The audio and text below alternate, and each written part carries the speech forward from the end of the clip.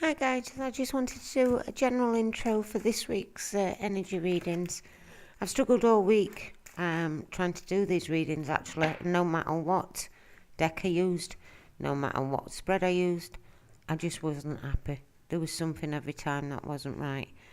I started recording over the last few days and ended up with 10-minute videos that were 50 minutes long. After doing so many, I realised as well that there was a massive influence of Taurus throughout the whole of the readings. I did start panicking a little actually because, for Taurus to be so prominent in every reading seemed a bit strange. And then it dawned on me that, of course, we're this week, the middle of the week, we're moving from the fiery energy of Aries into the grounded energy, earth energy of Taurus. And it made a lot of sense as to why the Taurians were being brought up in every read. Excuse me. This week, I decided to use the Oceanic Tarot by Jane Wallace for the maiden portions of the read and clarify with the mini tarot of the mermaids. I've decided to do a 2 dice roll, rolling the dice, looking at what numbers they bring us up, adding them numbers together, but we also pull out the card to the number. So for the first card, I'd want the 5th card. First dice, I'd want the 5th card. The second dice, I'd want the 4th card. And the third card would be the overall, the 9th card of the deck. This deck I've chose to use this week. Be it I didn't get it that long ago. It was one of these. When I first bought my Mythic Tarot back in the 80s, I'd got it on pre-order. We knew it was coming out and I couldn't wait. I knew it was the deck for me. And when it arrived,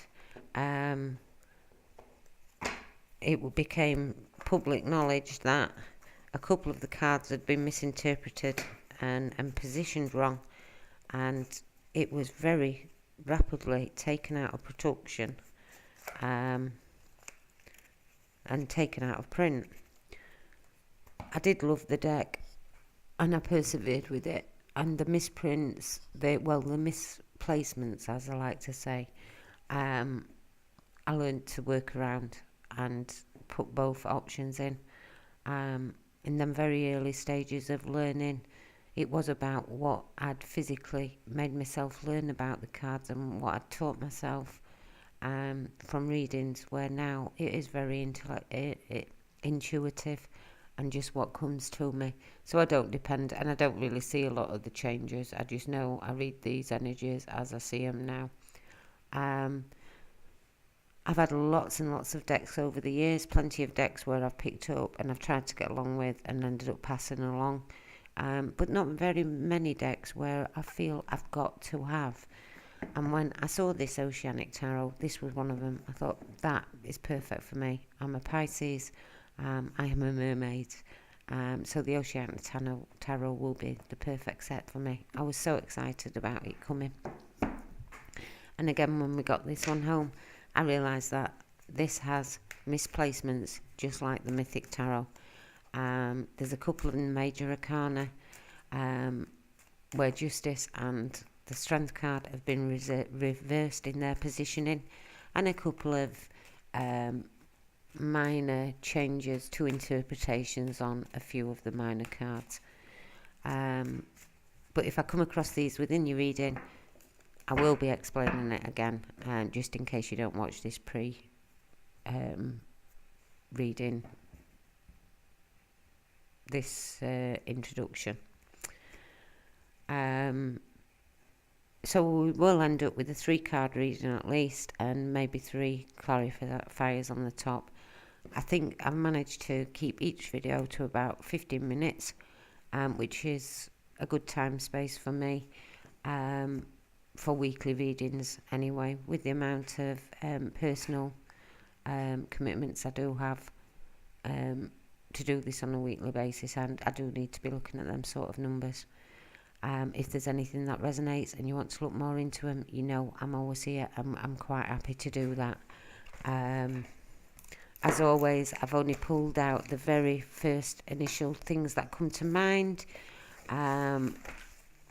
because otherwise I can be doing videos that are lasting 50 minutes, an hour long, and they're just not beneficial. So just a general look, one aspect of the energies surrounding us for this week. In general, as I've completed all 12 readings now. I don't really think there's anything that significantly jumps out between the readings that I need to mention. They all seem to stand their own ground in their own right. There is quite a bit of reference to Taurian energy and Aries energy, but I think that is because we have ultimately got this switch in elements this week. A few of the readings did bring the World card and the significance of Saturn into the situation. Now, Saturn this week does have a couple of challenging aspects, and if we react to them wrongly, they can bring out anger, aggression, and lead into a whole big kettle of nonsense. So if we do find that someone's firing us up, or Saturn has been mentioned in your reading this week, take it as a warning that there could be a situation around you that could get quite fiery, or it could get you quite fiery, and anything you can do to keep patient and calm and be more of a negotiator and find a even ground to work upon will work better for you this week. The other aspects are Mercury is in retrograde, along with, I've just put that away, I think. We have Pluto going retrograde, we have Mercury in retrograde, we have Jupiter in retrograde.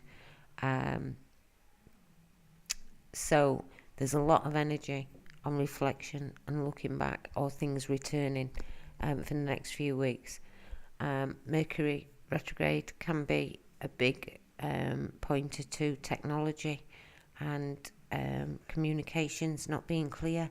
So if we keep that in mind and focus on being the clearest we can be in communications, making sure communications get through and not second chancing that something's gone wrong in Mercury retrograde, would probably be a bonus to us all this week. With that said, I hope you like your individual sign readings, and thank you very much for the likes, subscribes and subscribes and comments, and I hope to see you again next week. Have a great week, guys. Bye.